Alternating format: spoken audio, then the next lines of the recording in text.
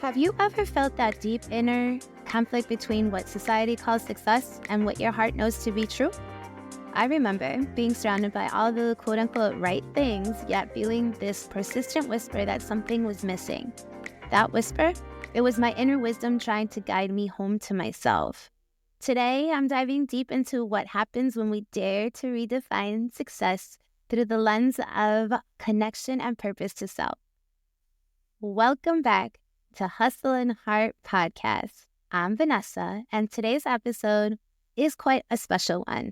We're talking about something that transformed my entire life, the courage to redefine success on my own terms. If you're feeling that tension between society's definition of success and what your heart is calling you toward, then this episode is for you. Let me take you to the moment that changed everything. It was just past about 9 p.m. on a Tuesday when I pulled up to my home. The house was completely dark except for the dim front light, and the casting shadows across our family photos were hanging in the window. As I sat there in my car, gripping the steering wheel, the reality of what I missed hit me like a wave. Another family dinner gone, another bedtime story unread, another chance to be the last person my son Jay sees before drifting off to sleep, all lost to important work commitments. You know that achievement-driven voice in your head? Mine was right there whispering, this is what success looks like. Keep pushing, Ness. Keep going. This is the price of making it. But something else was speaking louder that night. It wasn't a voice. It was a physical ache in my chest, a heaviness that felt like it was crushing me from the inside. Sitting there in the dark, I could almost hear the echo of Jay's little voice from that morning. Mommy, will you be home for story time tonight? The silence of my empty car held the weight of another broken promise. You see, I had mastered the art of hyper-independence. Every milestone checked off, the career, the material, success, the ability to do it all on my own, all that good stuff. From the outside, I was living the dream, but inside, I was exhausting myself trying to prove something that didn't need proving. Here's what I've learned about true fulfillment. It doesn't come from pushing through or forcing things to happen. It comes from learning to trust your emotional wisdom. Through therapy, I discovered something profound.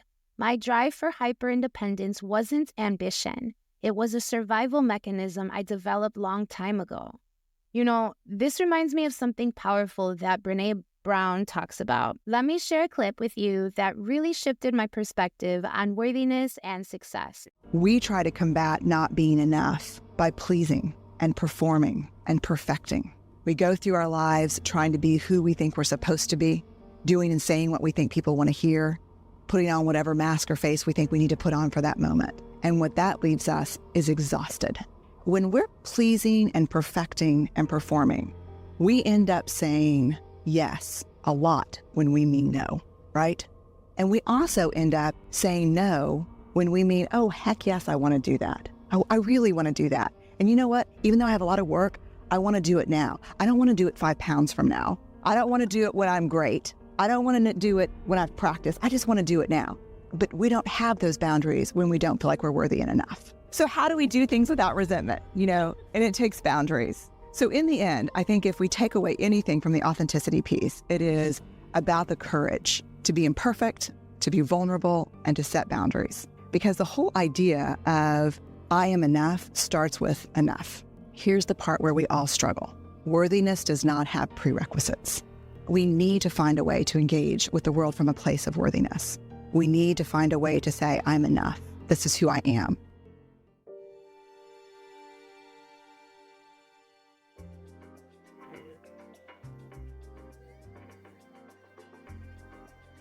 Isn't that powerful? How many of us have been caught in this cycle of pleasing, performing, and perfecting? I know I certainly was. What resonates most with me from Brene's wisdom is this fundamental truth. Worthiness doesn't have prerequisites. We don't need to earn our right to exist, to take up space, or to pursue our dreams, no matter what those dreams are. The real breakthrough came when I started paying attention to how things felt, not just how they looked. When I made decisions, I learned to ask myself, does this energize me?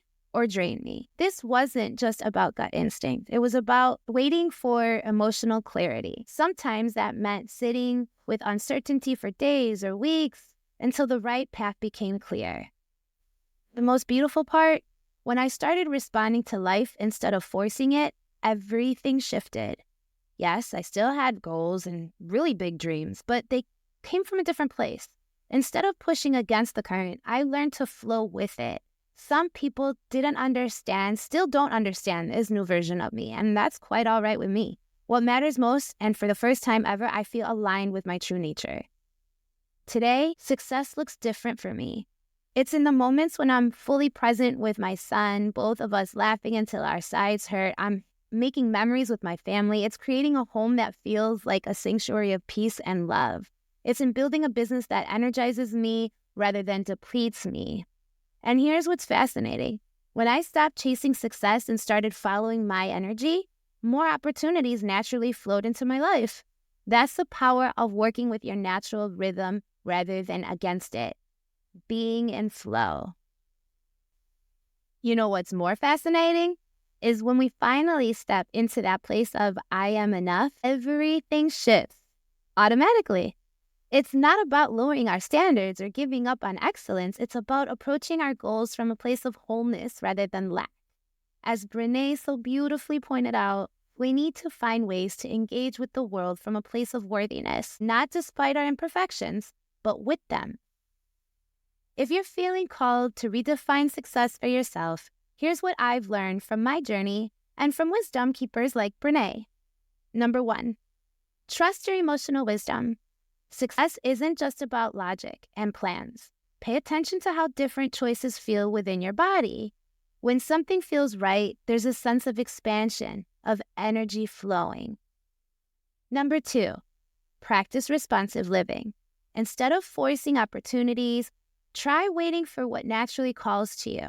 When something lights you up, that's your signal to engage. Tap into that. Number 3, create space for clarity. Sometimes the best action is no action. Give yourself permission to wait for emotional clarity before making big decisions. Number 4, honor your evolution. When you change, some relationships might shift, and that's okay. The right people will celebrate every version of you, and if they don't, then they're not your people. Number 5, define success through impact. Ask yourself, how do I want to feel? What kind of impact do I want to have? Let these answers guide your choices. And last, number 6, embrace imperfection. Remember what Brené shared. The courage to be imperfect is key to authentic living. Your worthiness isn't tied to your achievements or others' approval. Before we wrap up, I want you to know something. Redefining success isn't about lowering your ambitions. It's about aligning them with your true nature. It's about creating a life that feels as good on the inside as it looks on the outside. I'd love to hear what success means to you. Share your thoughts with me on Instagram or leave a comment on this episode. Remember, your journey is unique, and that's exactly how it should be. You've been listening to the Hustle and Heart podcast with Vanessa Vitante. Here's to creating success that feels like coming home to yourself. Until next time, mi gente, keep trusting your inner wisdom. Ciao.